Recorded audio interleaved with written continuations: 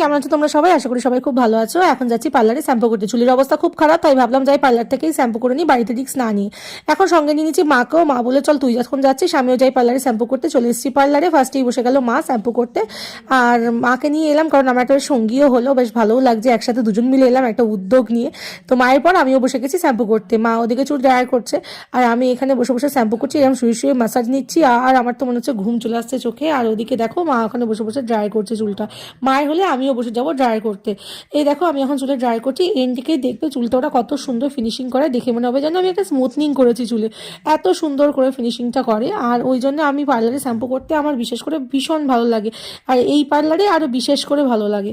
তো আমার এখন মায়ের হয়ে গেছে, মা এখন চুপচাপ বসে আছে, আমারটা হচ্ছে। আমি এখন দেখো এই দেখতেই পাচ্ছ আমার চুল আমারও কমপ্লিট হয়ে গেছে, আর কত সুন্দর লাগছে আমার চুলটা।